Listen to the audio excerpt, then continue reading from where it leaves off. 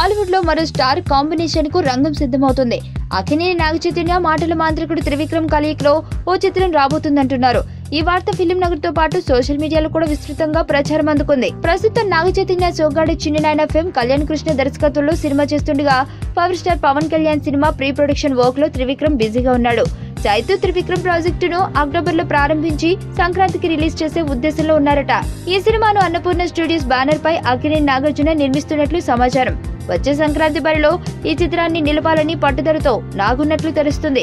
అధికారికంగా ప్రకటన వెలువడక ముందే చైతు త్రివిక్రమ్ సినిమాపై అక్కినేని అభిమానుల ఆసక్తి పెరిగింది. సోగ్గాడే చిన్ననాయన ఫేమ్ కళ్యాణ్ కృష్ణ దర్శకత్వంలో అక్కినేని నాగచైతన్య హీరోగా నటిస్తున్న చిత్రానికి అల్లరి అల్లుడు టైటిల్ ఖరారు చేసినట్టు ఫిలిం నగర్ లో సమాచారం. గతంలో ప్రముఖ దర్శకుడు కోదండరామిరెడ్డి దర్శకత్వంలో నాగార్జున హీరోగా నటించిన సినిమా టైటిల్ ఇది. నరకాసురుడు చిత్రం ద్వారా నాగచైతన్య తమిళ చిత్ర పరిశ్రమలోకి ప్రవేశించనున్నారు. ఈ చిత్రంలో అరవింద్ స్వామితో కలిసి ఆయన ప్రధాన పాత్రను పోషించనున్నారు.